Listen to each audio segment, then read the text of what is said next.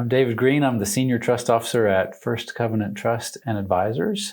And today we're going to talk about Trusts 101. We talked a little bit in an earlier video about estate planning, the basics of estate planning. One of the things that we talked about, one of the tools in the estate planner's tool belt is a trust. And so today we're going to get more into the details and the specifics of what trusts are, how they work, and some uses that we can have for trusts in the estate planning context, and how some of those might be specifically applicable for business owners.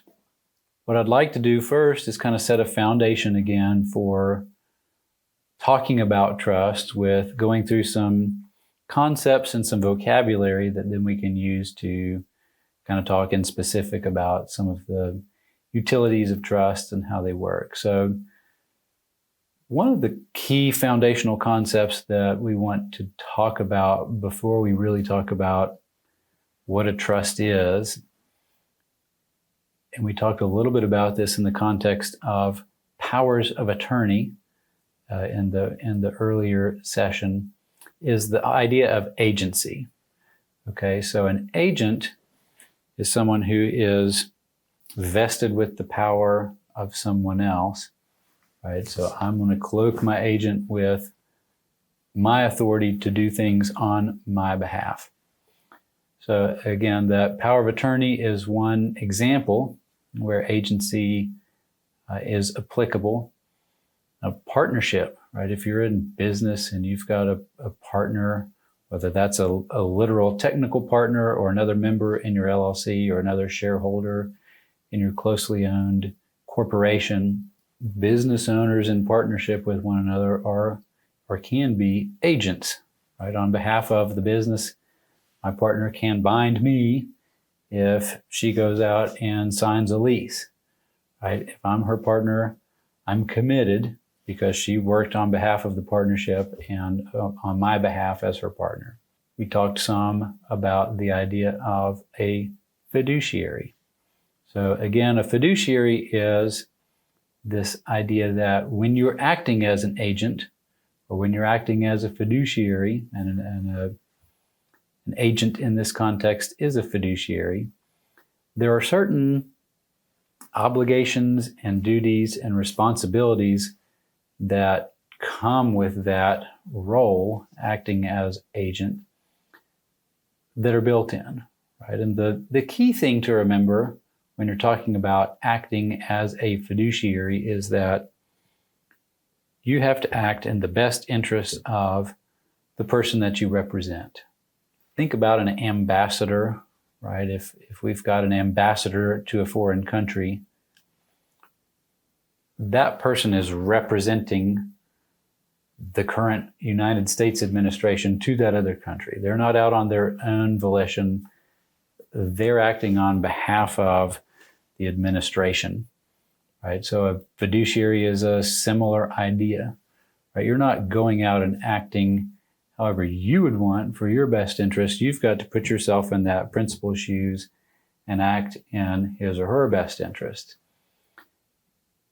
The law has developed the idea of a fiduciary duty, and there's actually many fiduciary duties. The primary, kind of the big three that I think of when I think of fiduciary duty is, number one, the idea of due care, okay? This is kind of a negligence-based concept where if you're going to act as fiduciary for someone else, you have to have a minimum level of competence. You have to know, maybe not be an expert, but you have to have some level that you can conduct the business that has been delegated to you to conduct, whatever that is. If you have no idea what's going on and you don't know what day of the week it is, and you don't know sole proprietorship from a partnership, from a hole in the ground, you probably don't want to be an agent or a fiduciary, because there's again, that minimum standard of due care that you owe to the person who has vested you with that authority to act in their best interest and to do the right thing. So think about that if you're ever asked to serve in the capacity of agent. Do I know enough about this subject matter to be able to meet a duty of due care? The second one is probably the most classic fiduciary duty that's out there, and that's the duty of loyalty. Okay, that is not putting your own interests ahead of the person for whom you are acting. So in the context of estate planning or acting as a power of attorney, or as we'll see later, as a trustee, you may have opportunities to enrich yourself at the expense of the beneficiaries of your trust, or the principal of the agent, or the principal of the power of attorney that gave you the authority that you have as agent. So one example there might be, say this principal has a piece of land, or the trust that this trustee is trustee over owns a piece of land and it needs to be sold. Right? And the right thing to do that everybody agrees is this person or this trust doesn't need to own the land anymore. But you as trustee just so happen to be in the market for this sort of piece of land, whether it's a house or a rental or a commercial building or just a farm, whatever it is. Hey, here's a piece of land that is available, and I know about it because I'm the trustee and I can act on both sides of this transaction. And maybe it's a $100,000, multi-acre farm. And if you went out and put it on the market, it would fetch 6 figures. But you say to yourself, hey, I could save myself a lot of trouble. I could save myself a lot of time. And I would get a piece of land. And who's to say that it would fetch 6 figures? I'll pay the trust $70,000 and that'll be close enough. And the trust will have the land sold that needs to be sold, and I'll have myself a nice piece of property. Well, that might be fine and good, except the trustee is a fiduciary who has a duty in the law to act in the best interest of the trust, and acting on both sides of that transaction, and especially not paying fair value for the property, is a violation of that duty of loyalty. And depending on how aggressively those beneficiaries want to assert their rights, you may have a problem as a fiduciary in that transaction. So duty of loyalty is kind of the classic idea of what it means to be a fiduciary. And so that becomes very important when we talk about how trusts work in terms of property ownership and why they work. So the last of the big 3 that I think of when I think of fiduciary duties is the duty of candor. Right? And when you look up candor in the dictionary, it just says, as the kids might say these days, being straight with one another. Shoot it to me straight. It's being upfront, being real. And I think of it more in the context of the trust world as full disclosure, right? Let's be transparent about what's going on. The beneficiaries have a right to know what's happening in the trust, what's the trustee doing, right? In that previous example that I had, the beneficiaries need to know that the piece of land is being sold or has been sold. If they don't even know that that has happened, this opportunity to enforce their rights in that trust aren't there because they don't know that their rights have been violated. So the duty of candor kind of helps undergird everything else, right? How do we hold the trustees' feet to the fire?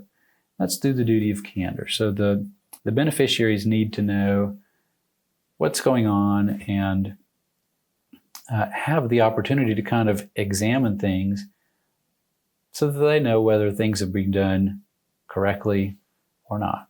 Another fundamental concept or idea that for the people who've gone to law school, we've kind of struggled with this, but most people don't think about is when we think about what it means to own something.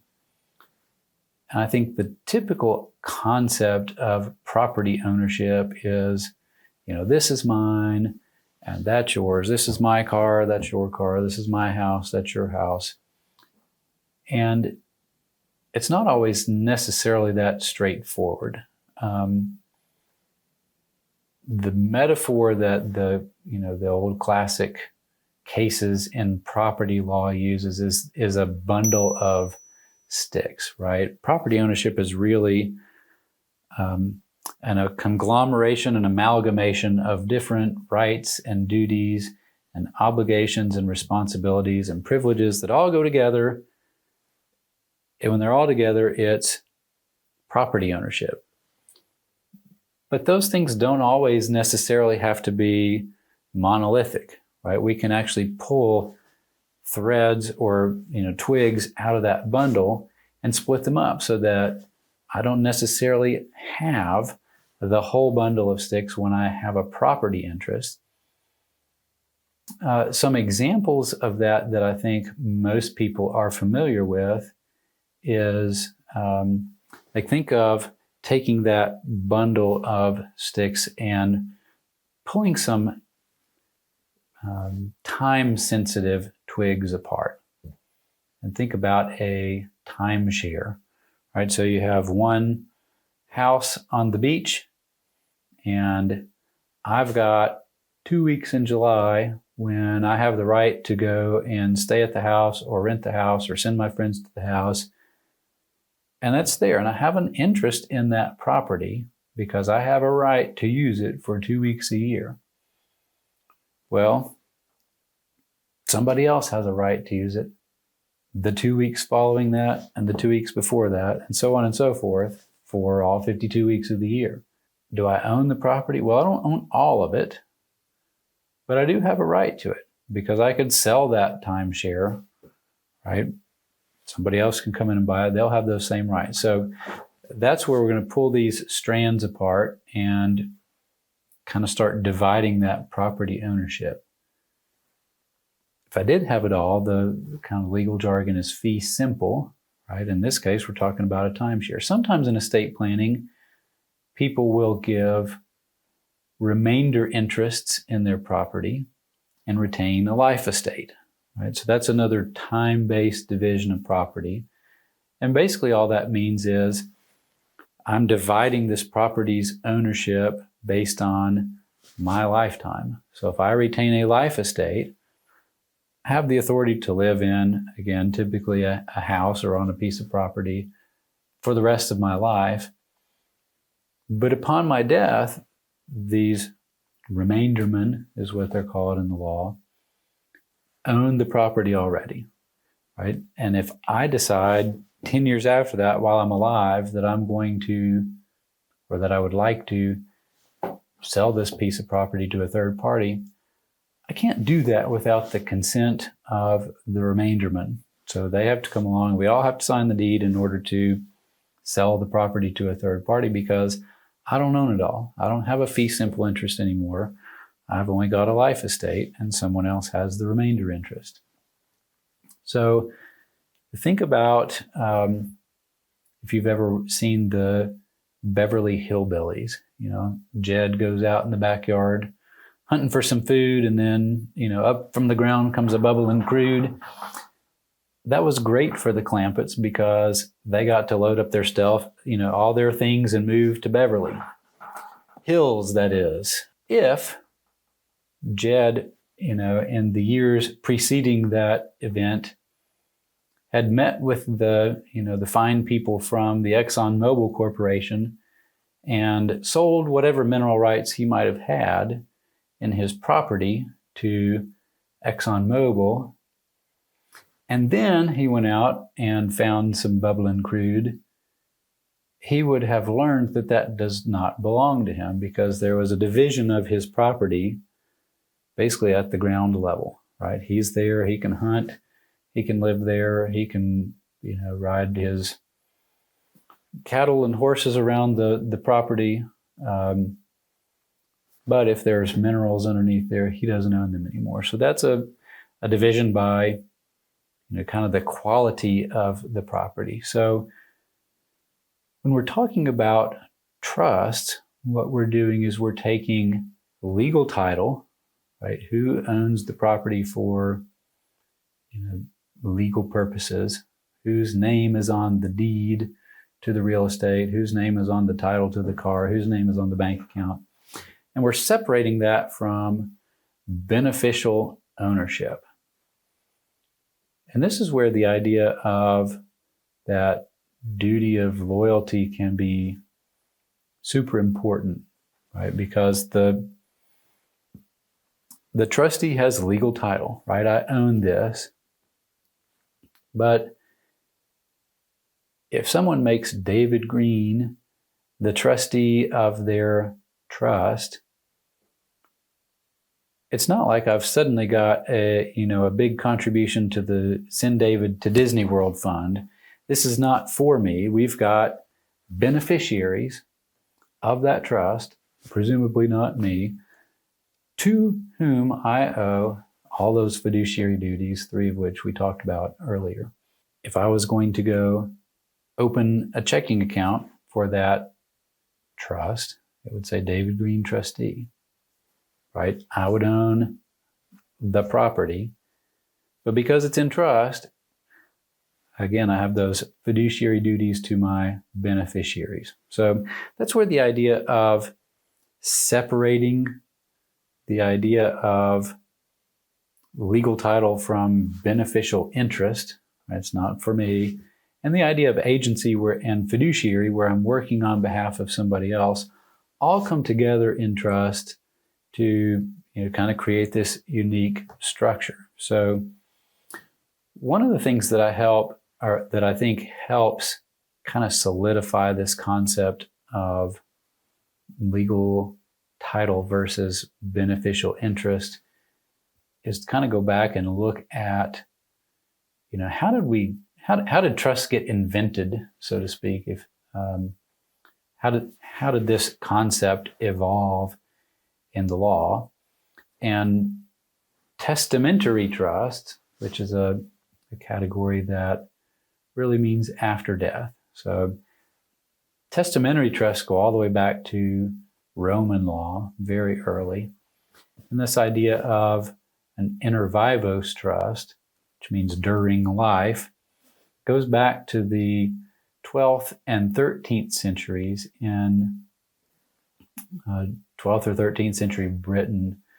That was a time where the Moors were invading Europe, and England was sending crusaders down to help, stave off the hordes. That's also a time where we were kind of in the midst of, I wasn't around back then, feudal times. So sometimes these crusaders had giant estates. They had peasants that were paying feudal dues, and the management of the land was kind of a big deal. So it wasn't, it wasn't just a weekend trip away. Leaving to go fight in these crusades was a big deal, and having an acquaintance or a neighbor in place to manage the estate was important. So a lot of times what would happen was, say Sir Charles decides he's going to go join the Crusades, and he would turn to his friend, neighbor, or acquaintance, William, and say, William, I'm going to fight. Hopefully I'll return victorious very soon. But in the meantime, I need you to help manage my estate. And William said, no problem, Charles. I got this taken care of. Go do your thing, and this will be here when you come back. So Charles goes off and fights in the crusade, and luckily for him, he makes it back alive and says, hey, Bill, thanks for taking care of things for me. Good to be back. And, Sir William says, I was kind of thinking that it's kind of nice having 2 estates instead of just 1, because it's kind of like being, twice as wealthy as I used to be. So I think I'll just hang on to this. And Charles wasn't real pleased with that, right? As you can imagine.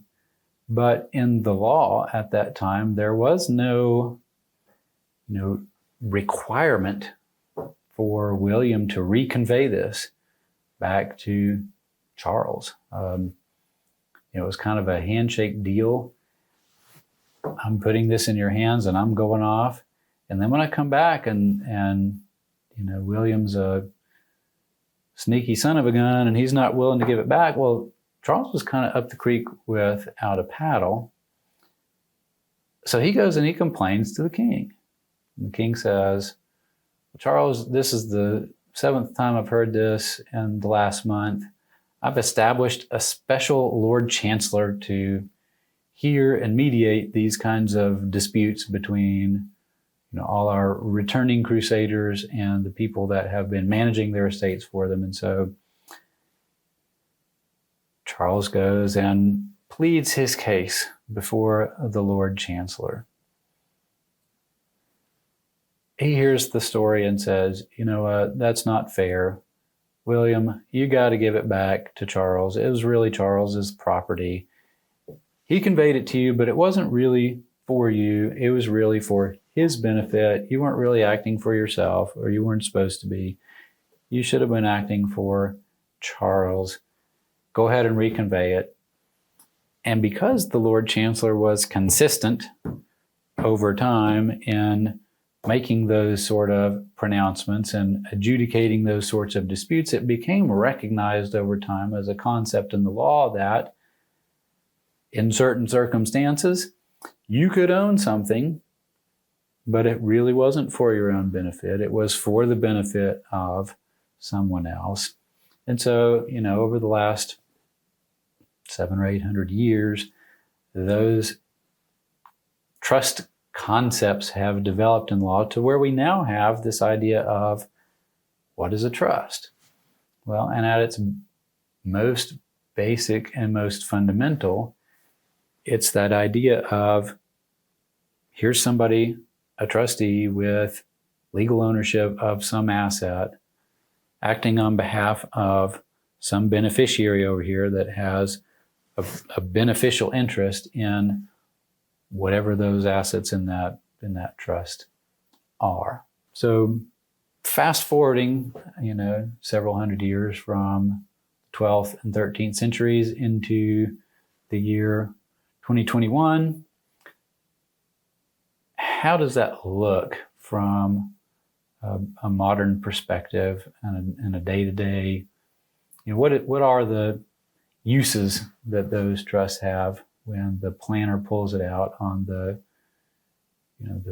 utility belt? And so when I'm talking about trust with people, I say, imagine this treasure chest, or imagine this safe, or this briefcase, and we're going to put our valuables inside of it. And the trust is metaphorically like those holding containers. So we've got the treasure chest, and we're putting our brokerage account in there. We're putting our land in there. We're putting maybe our business interests in there. That's the idea, right? It's this holding structure for assets. Trustee owns it for the benefit of someone else. But it's also a document. I mean, if you look at a trust, it's a stack of papers. And the trust is like the user's manual for the trustee. Who are the beneficiaries to whom the trustee owes a duty of candor and loyalty and due care? Well, the trust document is going to tell the trustee who those people are, either by name, right? It's Jack and Jill, or a lot of times by class. All of my children are the beneficiaries of this, or all my descendants, or some other mechanism and way to identify those. All the people who attend this, or are members of this organization, are beneficiaries of this trust. So the trustee has to know who those beneficiaries are. And the trustee needs to know what their beneficiaries' rights are in the property. That's something that the trust defines for the benefit of the beneficiaries and for the benefit of the trustee. The trust might be for the benefit of young children, right? And it might say, my trustee is to do a really good job of investing this because my grandkids aren't allowed to get any of it until they are 30, right? And so if the grandkids are coming to the trustee at age 18 and saying, I would like to have a distribution, right? I'm now 16 and I think grandma would have wanted me to have that brand new Lamborghini, right? The trustee can look at the trust document and say, actually, I'm not supposed to make any distributions until you're 30. So the trust is going to define what the beneficiary's rights in that property are. It could be instructions to the trustee about how to invest, right? Buy this stock and hold it forever, or use good judgment, or only buy real estate, or here's what I'm putting in the trust, right? It's the Greene Family Enterprises LLC, and I want you to hold that, right? So typically, a job of a trustee is to diversify in terms of investments. But if I have special instructions in the trust, to keep this life insurance policy or keep this closely held business without regard to diversification, well, that's set forth in the trust, and the trust is the trustee's Bible, right? There's a lot of legal framework that's out there that informs what trusts are and how trustees are to act. And a lot of it is subject to being overridden by the particular wishes of a trust maker. So anytime you're dealing with a trust, as a trustee, job number one is, what does the trust say? So are there any special conditions? Are there restrictions? Are there special instructions about what the trustee is supposed to do? It's all informed by the trust document. I mentioned a couple of categories of trusts earlier. One of those is testamentary, and that means that's a trust that's formed upon someone's death. Think of the idea of a last will and testament. That's a good way to remember that a testamentary trust is after death. So another big category or division of trust is revocable or irrevocable. And a revocable trust is just what it sounds like. If I create a revocable trust, I reserve to myself the ability to revoke it completely. I had this trust and now I don't. Right? All those things that were in the trust are now not. All those instructions, trust, all that's gone. It's revoked. Kind of a lesser included, which is a kind of borrowing from a criminal law term, is the ability to amend the trust. Hey, I had beneficiary A, but he didn't come see me at Christmas time, so he's out and beneficiary B is in because we had a really good time. I can amend it. It's a revocable trust. I can do with it what I want. An irrevocable trust, from a common sense perspective, should be, it's set in stone, right? We're taking out the chisel. We're coming down from Mount Sinai, and this is what it is, and never shall it be changed. That's not quite accurate.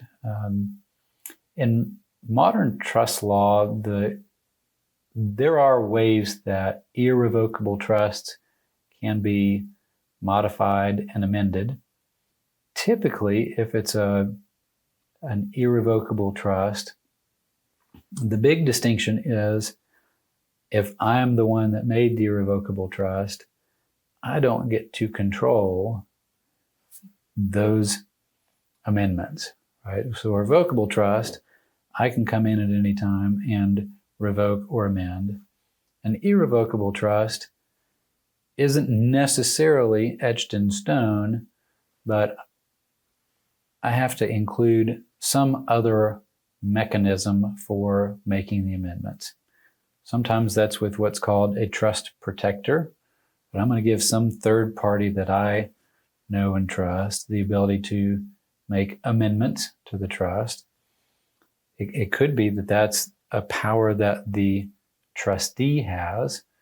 And typically those are for things like adjusting to new tax rules, or there was a circumstance that wasn't reasonably foreseeable when I created the trust, and the trustee needs to adjust to that, or a change in the administrative law governing trusts, and we need to pivot somehow because some external changes happened, and we want to give somebody the authority to get in and optimize this trust so that it continues to do to serve the purpose for which it was created. There are structures that are established in the law, right, in different states that allow either the court or all of the beneficiaries to come together under certain circumstances and modify irrevocable trust. And some states' laws are more developed in this area than others. First Covenant is chartered in South Dakota. And one of the reasons for that is South Dakota has been on the vanguard of trust laws in general, right? This flexibility in these modern trust laws. Tennessee has kind of closed that gap substantially. So Tennessee's in the mix compared to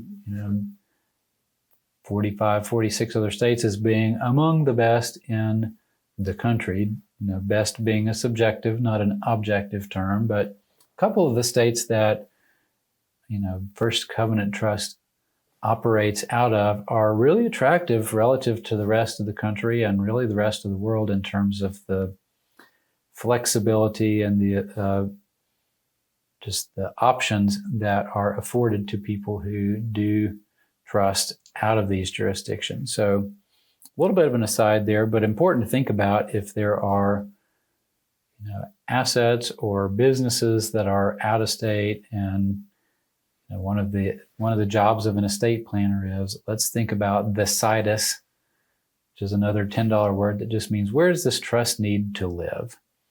And Tennessee and South Dakota are really good places for trusts to live. So thinking about, what are some utilities that trusts can serve in the modern world? One of the most common, probably the most common type of trust that is out there is a revocable living trust. And if you saw the Estate Planning 101, we talked about revocable living trusts a little bit.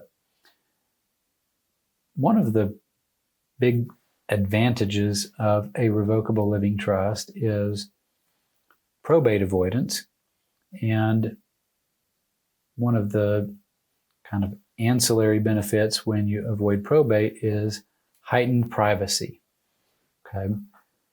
If I have a will and I die, my executor takes that will to the chancellor, right? It's the same terminology we've been using for 800 years. The chancellor approves the will, and the will becomes public record in the county where I died. So my neighbor, nosy neighbor, can come over and see what I did with, who's inheriting from, old man Greene. Maybe I care about that, maybe I don't. But if I do, one option that I can control is my will going to get probated, right? And so we talked about the categories of property and how it devolves upon death. One being joint ownership, right? If I die and my house is jointly owned, well, the joint owner now owns all of the house. If I have beneficiary designations, my life insurance or my retirement accounts, those pass outside the control of the probate court. But if I have solely owned property that doesn't have a beneficiary designation on it, that's what the probate court is going to use the will to direct how it goes. But what I could do if I'm worried about privacy or just the expense and hassle and time of going through probate is I could make sure that there's no asset in that category where the court is going to have that probate jurisdiction over. And I could do that by taking all those assets and placing them under the control of a trustee, right? So now the trustee has legal ownership of those assets.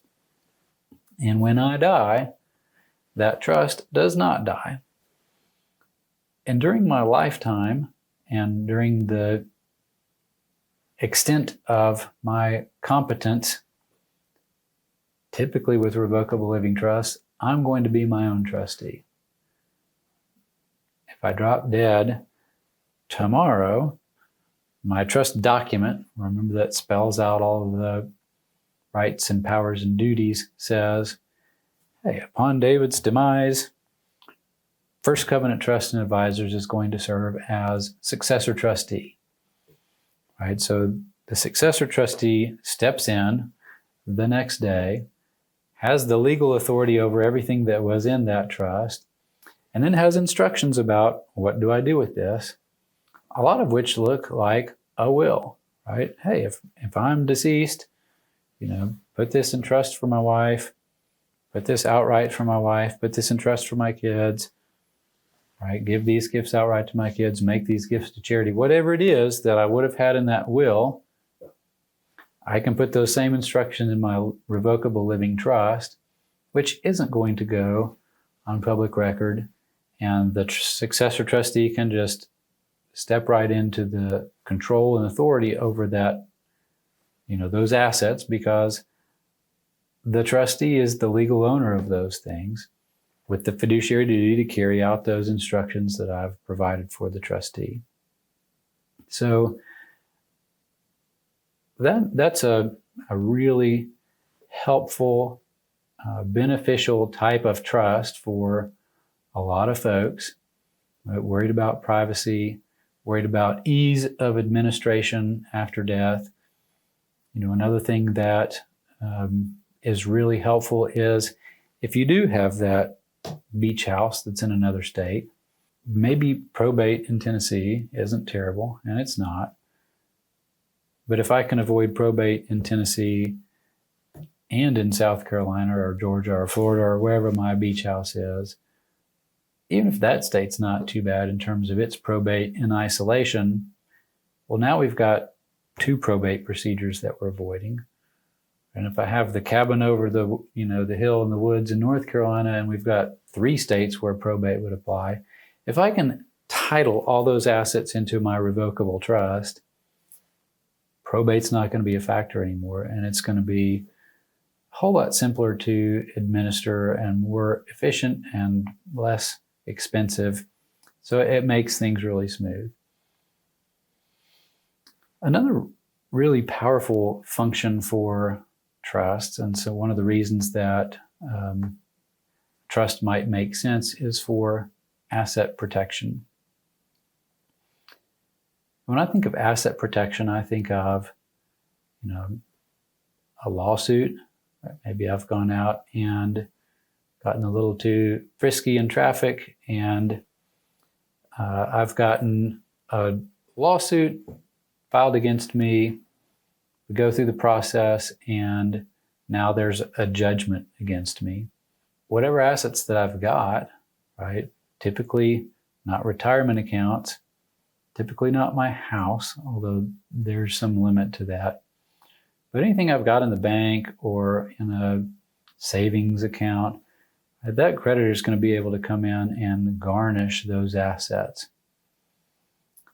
If one of the things that I have is an inheritance, right? So the reason I got in that car crash was because I got a little too teary-eyed on the way to Mama's funeral and ran into somebody. And by the time that the judgment was levied against me in court, the executor of Mama's estate had written me a big fat inheritance check that I put into the bank. And now, kiss it goodbye, it's in the hands of the creditor. That's not what Mama would have wanted for me. But if Mama had set up one of these testamentary trusts, like we were talking about, with First Covenant as the trustee of that testamentary trust, I don't own that asset, right? The trustee owns that asset for my benefit. And it's not for the benefit of the creditor of David, it's for the benefit of David. So if I get cleaned out and the creditor says, hey, go get money out of that trust, and I come to the trustee and say, gee, I had this problem in traffic this one time, and now I've got, $500,000 that I need to pay over here to the judgment creditor. Trustee, can you write me a check? And trustee says, well, let me look at the instruction manual at my trust document and see if that's an appropriate use of trust assets. And the trust document says, one of the purposes of this trust is to provide for David's needs and to protect from unknown future creditors. Trustee says, well, sorry, David, not going to write this check for the benefit of your creditor. I say, sorry, creditor, no can do. I tried, but trustee said no. And I don't have rights to compel a distribution. All I can do is ask, and then it's up to the trustee.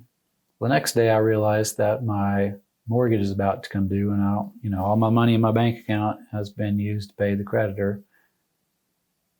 And I go back to the trustee and say, got this situation where I have no money and I have a mortgage payment and I need a place to live. Can you help me?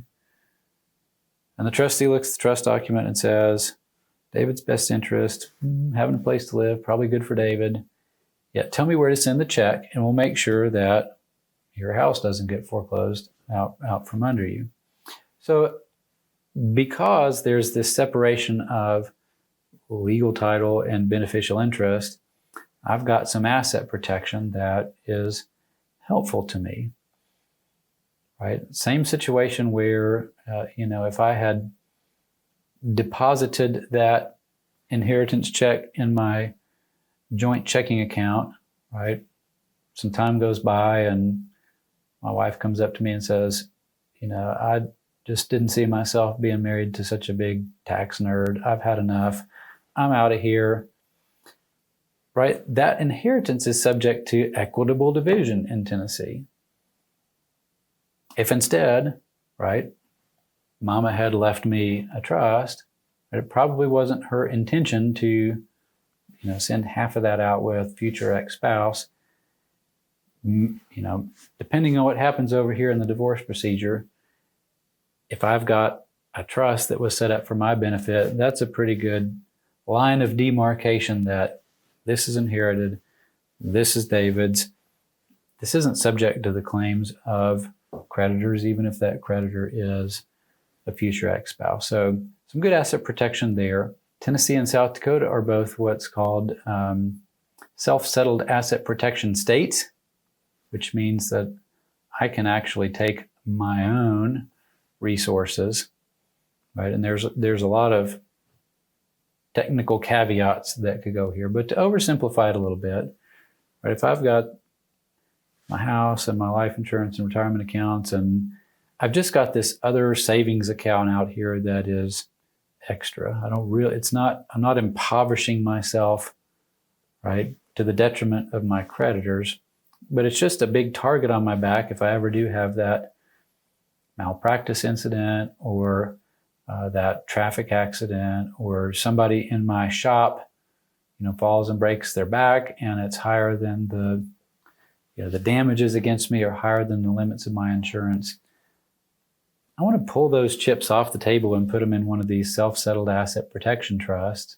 If I do that today, in Tennessee, after 18 months, I have some creditor protection against unknown creditors that, if I wait till I get sued, that doesn't work. But if I put it in and then time goes by and later a creditor event occurs, I've got some asset protection. So a handful of states have those sorts of statutes, probably a slight minority. So I would say most states don't have those sorts of statutes, but something to think about if asset protection is important.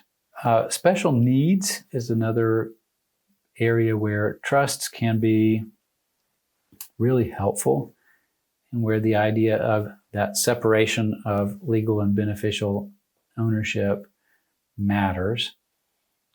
And the idea of a special needs trust is, if I'm a special needs person and I'm receiving means-tested benefits from the government, right? The government says, hey, you don't have much in your own name. We're going to take care of the basics, the food, the clothing, and the shelter. And then grandma dies and leaves me an inheritance. And they say, well, look, you've got all this money. You take care of your own food, clothing, and shelter. Or grandma could set this up in a special needs trust that says, hey, trustee, be careful what sort of distributions you make. We want grandchild to be qualified for the programs that he or she is potentially able to qualify for. There's a lot of resources out there for people who meet certain criteria. And so, trustee, we want you to help the beneficiary meet those criteria.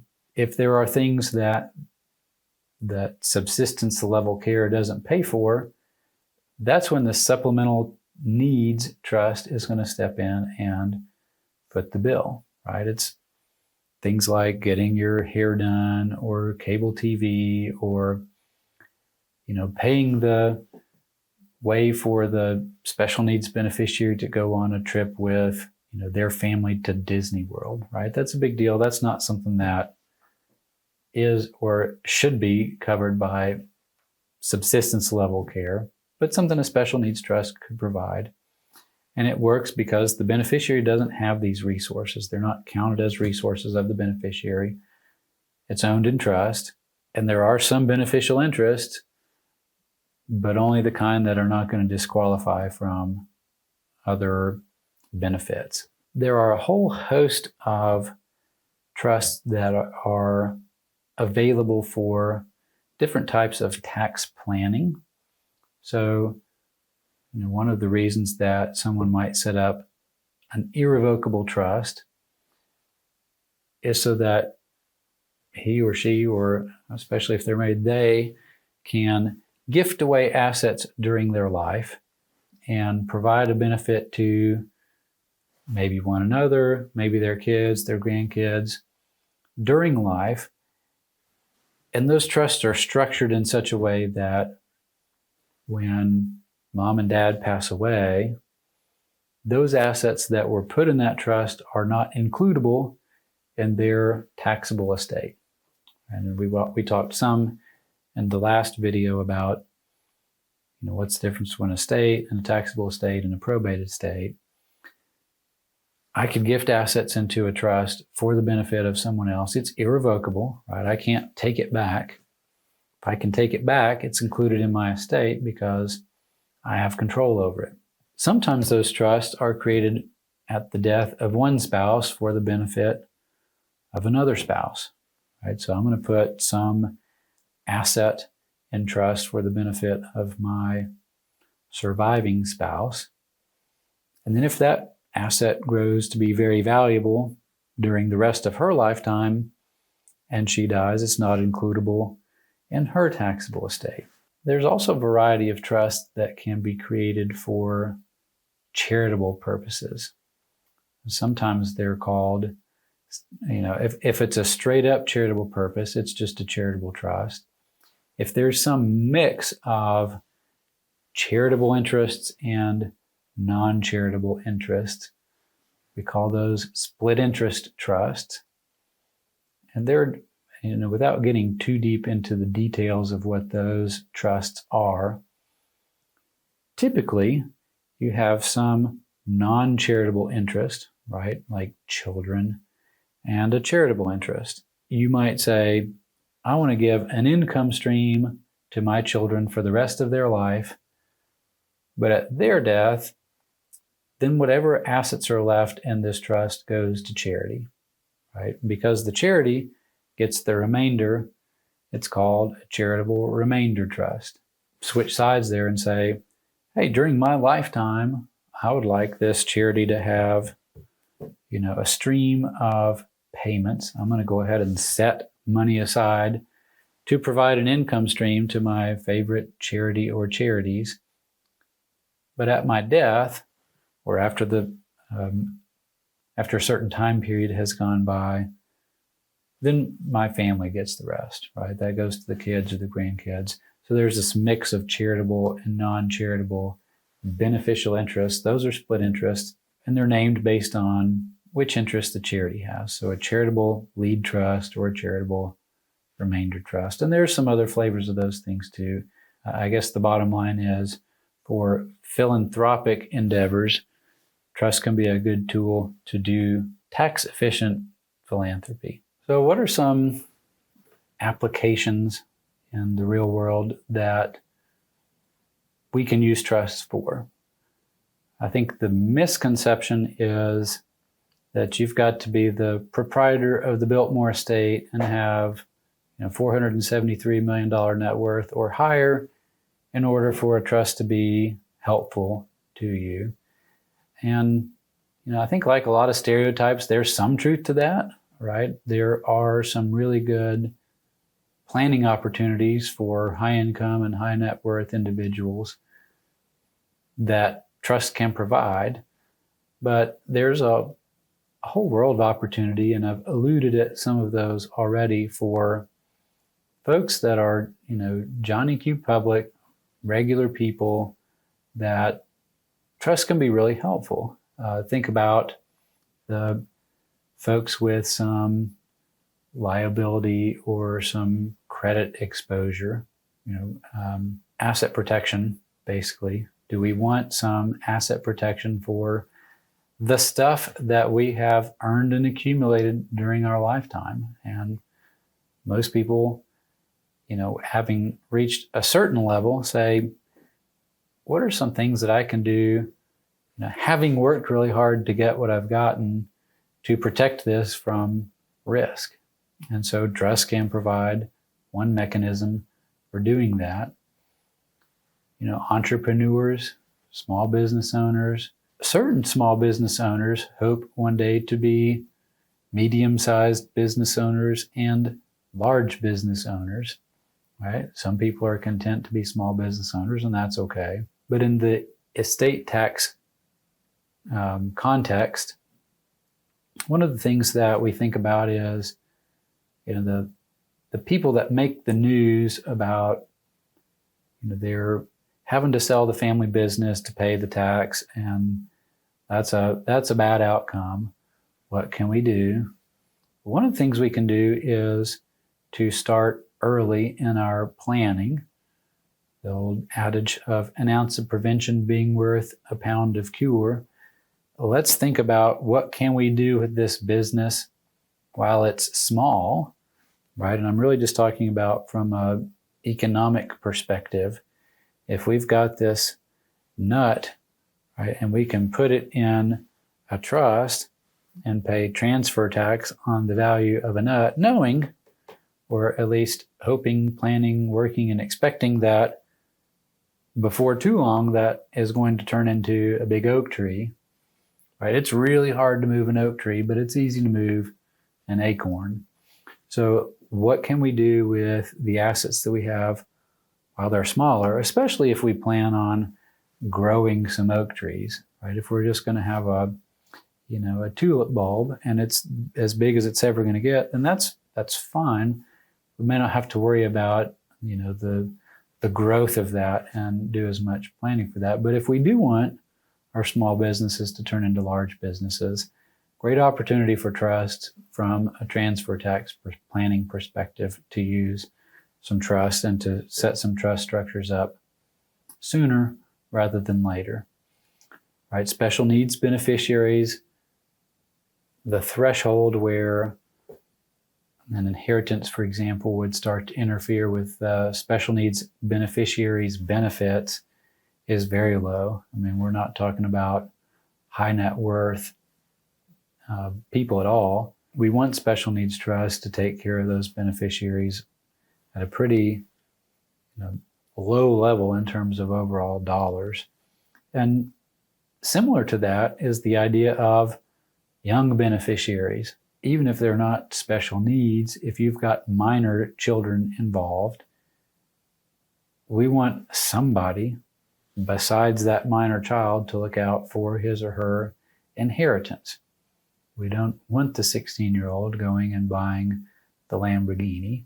We don't want, typically, to hand over large sums of money to people who just don't have that much life experience. Education is one thing, but just life experience and wisdom, typically people want their beneficiaries to have good heads on their shoulders and be a little bit dried off behind the ears before we turn over inheritances to them. And trusts are a great way, even if it's not large sums of money, right? Even modest sums of money to a 16, 18, or 21-year-old can be either squandered or used in a self-destructive way. And so in order to protect that, let's put a trustee in place to help guide those young beneficiaries through, how are we going to think about personal finance, and how are we going to evaluate whether it makes sense to spend this much money to capitalize this business. And so let's walk through the business plan. Or is this house worth making the down payment on, and things like that. So if you have beneficiaries that have trouble managing money, right? They can't hold on to 2 nickels long enough to rub them together because they're already spent, maybe that's not a person you want to put in control of an inheritance, but it's not somebody you want to disinherit. Let's put a trustee in charge and say the trustee can help manage this for your benefit, because for whatever reason, you're not really good at doing that yourself. Maybe you say that to the person and maybe you don't, but the planning opportunity is there. Another mechanism or another application, which I think is becoming rarer, but if you look at the demographics of where we are nationally, there's a lot of baby boomers that are aging. And culturally, the gender roles are very defined in that generation, where, mama stayed home and ran the household and papa went out and did the businessy stuff. And if mama dies first, dad can handle the finances, but he needs help with cooking and doing the laundry. But if dad dies first, and actuarially speaking, the men die first, mama can take care of the laundry and make her meals, but she doesn't know a lot about investments and taxes and bills and stuff like that. So it can be advantageous for their combined estate plan to say, you know what, if dad dies first, let's get a trustee in here to take care of all that businessy stuff. Let mama make cookies for the grandkids and play bridge with her friends and go on cruises, and not have to worry at 84 years old about learning how to invest. Right? What's the difference between a mutual fund and an ETF? If you're 84 and you got great grandkids, do you really want to start learning that at that time? Probably not. And so there's a little bit of gender stereotype there, and it goes both ways. But typically for the older folks, that's the way it works. But regardless of who you are, if there's a spouse that's not good with that stuff and doesn't want to learn it, have that trustee in the mix so that when the spouse that's used to doing this sort of stuff passes away, that there's somebody that can plug right in, pick up the ball without having to climb up that, steep learning curve in the context of, hey, I've just lost the spouse that I was married to for 57 years. One of the last things I want to talk about before we finish is who makes a good trustee. So we just talked about, does someone want to climb up this learning curve in the context of disability or death of a loved one?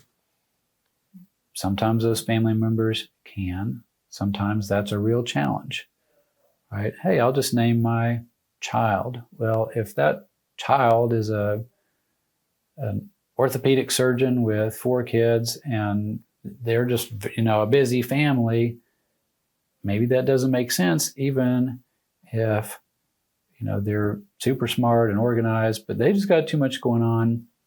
You really want to name that family member? Maybe, maybe not, but something to think about.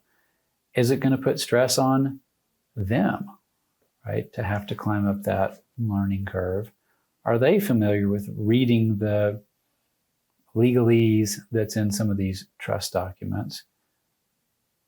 Or would it be better to have some person or institution that is familiar with and does this on a regular basis? Sometimes you really need a third party as your trustee, right? Like one of these asset protection trusts that I was talking about. One of the linchpins of those things is we really need to separate the trusteeship from the beneficial ownership. And if it's self-settled, right, it's my money, I'm putting it in, I need that third party trustee. And that can be a really good, really good use for a corporate trustee. Hey, Covenant, I've got these extra assets. You manage them for my benefit.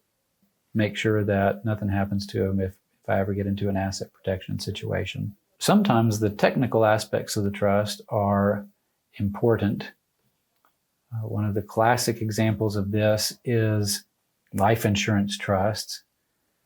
But that's one of these oftentimes tax-driven trusts where I put a life insurance policy into trust, right? That's that acorn. Hey, it's a $3 million life insurance policy, but right now the total value of that thing is $500 because it's a term policy and that's the unearned premium that's left on that policy. But if I die, it's worth $3 million, right? Boom, instant oak tree. Here we go. But there are certain things that the trustee needs to do. And I've seen spouse trustees and sibling trustees that don't dot those I's and cross those T's. And if the insured dies and has a potential estate tax problem, or their estate is taxable and the IRS comes in and says, oh, well, there's this $3 million over here that we could also pull into the taxable estate and get 40% of. That's a nice juicy bite. Let's see what we can find out about how diligent the trustee was in following the strictures and requirements of the trust. And if they can find where those things weren't done well, they've got an argument of, hey, this $3 million oak tree is now taxable and we're going to take our $1.5 million before the beneficiaries get the rest. So sometimes those technical things can be a good reason to, just like the classic example of, who's going to be doing your open heart surgery. Well, hopefully somebody that knows what they're doing and has done it for a while and is good at it. So things to think about when you're thinking about especially tax-driven trusts. Sometimes your family tree is more like a family stick. Maybe there isn't a brother or a spouse or a child or some other good option right, that meets some of these other planning criteria. At that point, you're kind of left with, let's hire a professional to do the trust administration. And sometimes there's just the potential for, or the existence of, family dynamics that would impact whether you want to have some member of the family as your trustee, or whether you want a disinterested third party to kind of impassionately look at the trust document and play it by the book. Sibling rivalries, maybe you got Jack and Jill, and Jack's kind of a wild child and doing his own thing, and he's a partier, and Jill's the real straight-laced, by the book, has her business organized down to the penny at the end of every month. And so mom and dad say, you know what, Jill, you can be Jack's trustee. But then when Jack comes asking for the Lamborghini, and Jill says, Jack, you really need that? Is that really the best use of this money? And, look at the size of this trust. And it says best interest, and I don't know about that. And now there's this friction, right? Because Jill's making the right decision. Jack probably doesn't agree with it. And now he's not inviting Jill to Thanksgiving dinner anymore because, Jill, you're just a jerk. You're trying to hold on to this money. This is what mom and dad want me to have. And sometimes that's harder to take from a sibling than it is from a neutral, no family baggage person, because probably those dynamics have gone back until the early childhood. Whether they've bubbled to the surface in the past, they've probably been, lurking right below the surface if they haven't. So the other thing is, even if the trustee and the beneficiaries don't develop that friction, it could be that this, family member trustee has got all the siblings coming to them all the time saying, hey, can I have a little for this? Can I have some for that? Hey, we had a incident with the backyard fence, where are you at? Or, my tax bill was bigger this year than I thought. And it's like nickel and dime and nickel and dime and nickel and dime. And pretty soon the trustee gets exasperated and either says, you know what, you can just have it, or you can't have anything else. Don't ask me ever again. And now we've got friction. And depending on how that trustee responds to that, maybe some of the theoretical uses and advantages of that trust don't apply anymore, because the trustee's not really enforcing the trust by the book like he or she should, just because of those dynamics. So a lot of things to think about, right? Hopefully we've gotten some good basis in vocabulary. We've gotten a good understanding of what trusts are and how they were invented and came to be, some of the uses and applications for them, and then some of the things to think about when you're thinking about who this trustee needs to be. And one of the things that First Covenant can do, obviously, is serve as trustee, but can help walk through some of the specific application and the specific factors in your particular situation, and help say, here's what we think a good plan would be, and help coordinate you with good attorneys and accountants and financial advisors to kind of help all this stuff work together the way it should. So feel free to reach out if you'd like some help in looking into any of these things and talking about whether maybe one of these trusts is going to be helpful in your particular situation. So look forward to seeing you and working with you soon.